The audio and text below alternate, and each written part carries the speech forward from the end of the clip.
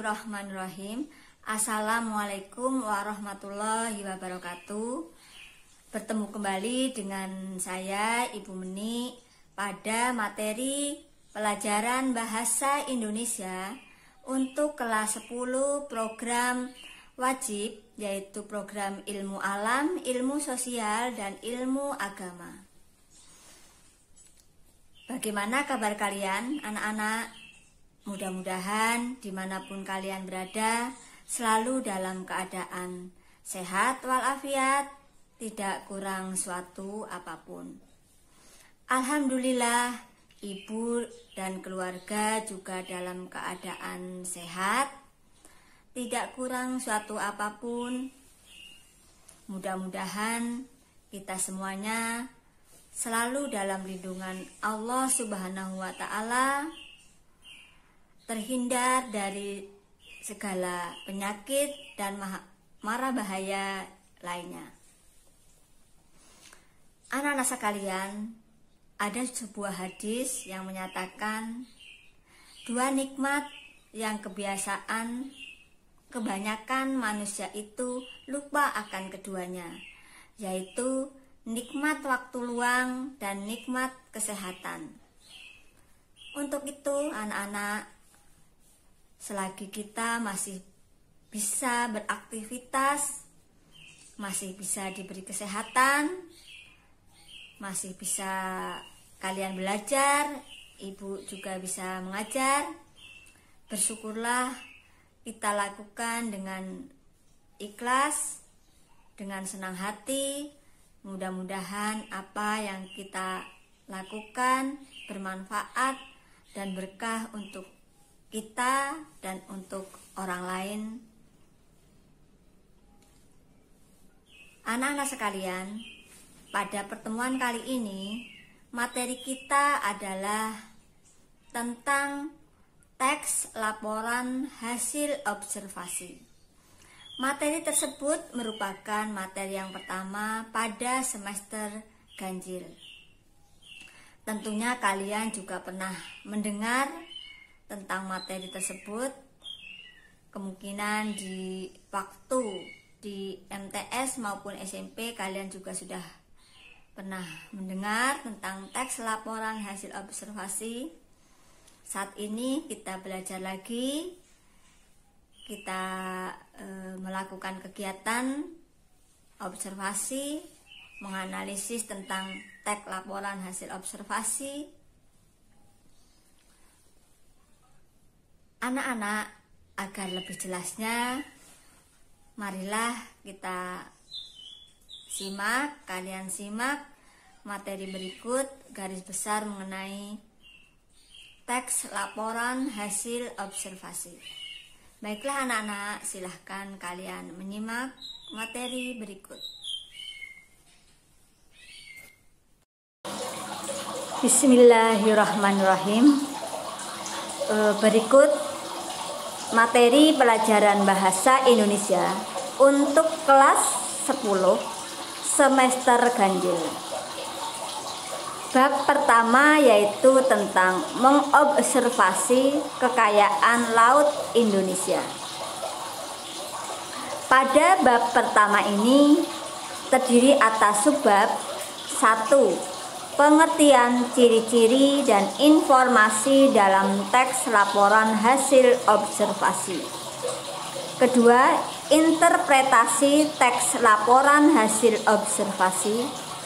Ketiga, struktur dan kaidah kebahasaan teks laporan hasil observasi. Keempat, penyusunan teks laporan hasil observasi. Pada subbab yang pertama, yaitu pengertian ciri-ciri dan informasi dalam teks laporan hasil observasi. Ada dua pembahasan, yaitu tentang ciri-ciri, yang kedua tentang informasi yang ada pada teks laporan hasil observasi. Pengertian teks laporan hasil observasi Teks hasil observasi merupakan penjabaran umum mengenai sesuatu yang didasarkan pada hasil kegiatan observasi. Kegiatan observasi merupakan kegiatan mengumpulkan data atau informasi melalui pengamatan langsung atau peninjauan secara cermat di lapangan atau lokasi pengamatan. Kegiatan ini dilakukan untuk memperoleh informasi tentang tingkah laku, keadaan, kondisi, atau situasi dari objek yang diteliti. Berikut ciri-ciri teks laporan hasil observasi. 1. Bersifat objektif, global, dan universal. 2. Objek yang akan dibicarakan atau dibahas adalah objek tunggal. 3. Ditulis secara lengkap dan sempurna. 4. Ditulis berdasarkan fakta sesuai dengan pengamatan yang telah dilakukan. Kelima, informasi teks merupakan hasil penelitian terkini yang sudah terbukti kebenarannya. 6. Tidak mengandung prasangka, dugaan, atau pemihakan yang menyimpang atau tidak tepat. 7. Saling berkaitan dengan hubungan berjenjang antara kelas dan subkelas yang terdapat di dalamnya.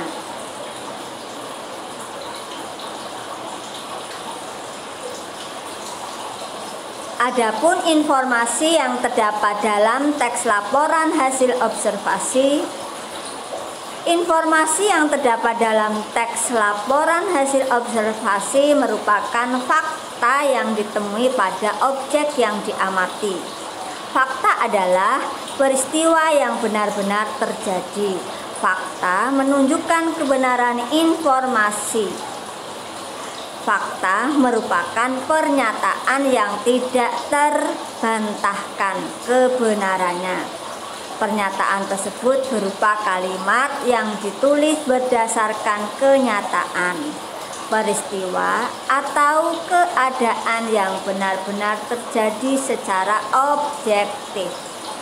Objektif berarti dapat ditangkap oleh indera dan mengandung kepastian. Subbab yang kedua adalah interpretasi teks laporan hasil observasi.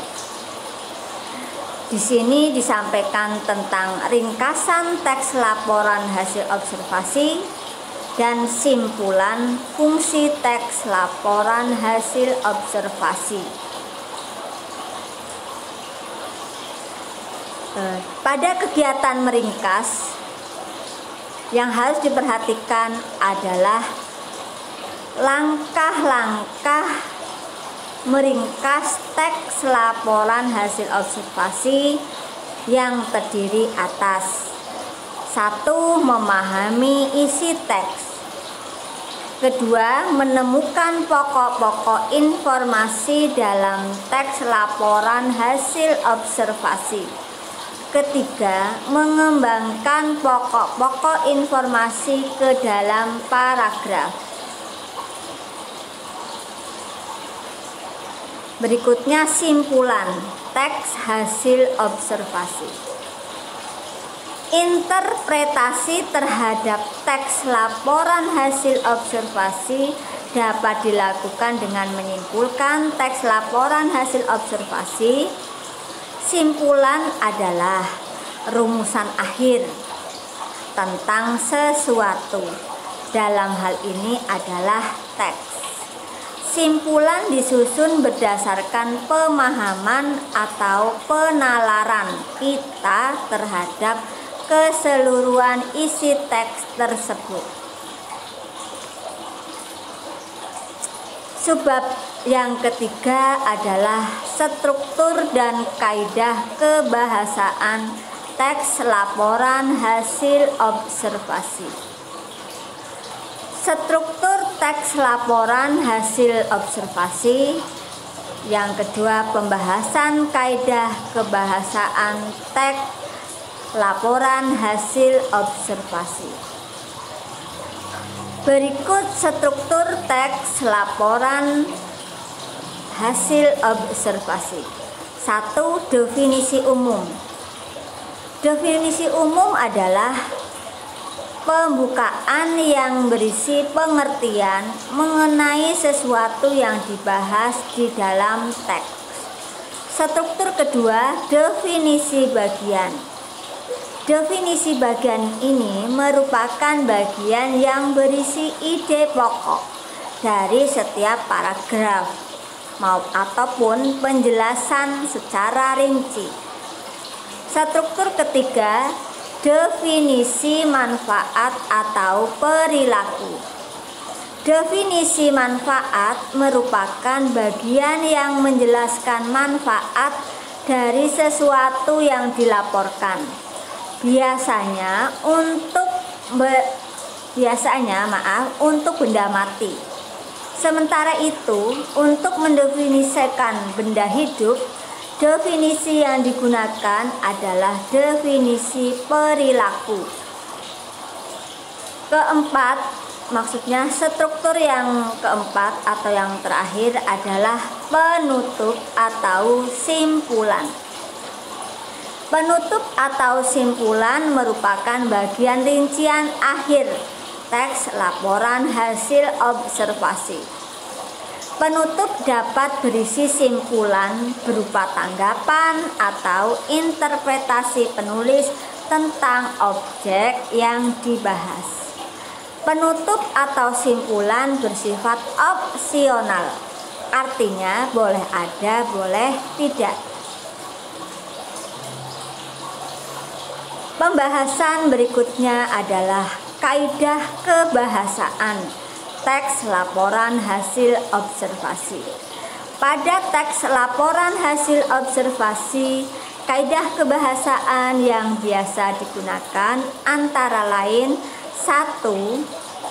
Kata, frasa, dan nomina. Ada juga verba. Kedua, kalimat definisi dan deskripsi. Ketiga, kelompok kalimat simpleks dan kalimat kompleks.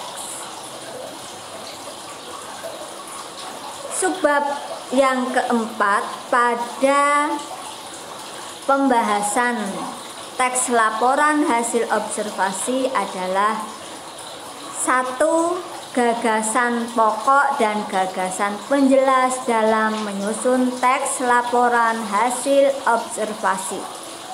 Yang kedua, menyusun teks laporan hasil observasi dengan memperhatikan isi dan kaidah kebahasaan. Gagasan pokok dan gagasan penjelas dalam menyusun teks laporan hasil observasi. Sebuah tulisan atau teks terdiri atas gagasan pokok dan gagasan-gagasan penjelas. Sebelum menyusun teks laporan hasil observasi, Anda diharuskan menentukan gagasan pokok dan gagasan penjelas teks laporan hasil observasi yang akan Anda susun. Mengembangkan teks dimulai dengan menuliskan gagasan-gagasan pokok terlebih dahulu. Setiap gagasan pokok dikembangkan menjadi satu paragraf. Berikutnya langkah menyusun teks laporan hasil observasi. 1. Menentukan topik masalah yang akan diamati dan diteliti. 2. Merencanakan cara menyelesaikan masalah. 3. Melakukan pengamatan sesuai dengan masalah yang ditentukan. 3. Meneliti ulang hasil pengamatan. Keempat, membuat kerangka laporan hasil observasi. Keenam, menyusun laporan hasil observasi. Ketujuh, membenahi laporan.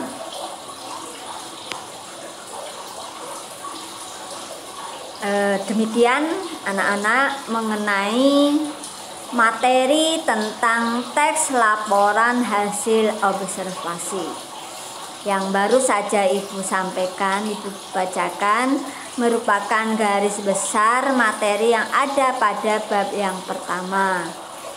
Mengenai penjelasan dan contoh-contoh bisa nanti kalian ikuti pada video atau materi berikutnya. Akhir kata Ibu ucapkan wassalamualaikum warahmatullahi wabarakatuh. Sekian, alhamdulillah, mudah-mudahan kalian bisa memahami materi yang Ibu sampaikan. Sehat selalu dan selamat belajar.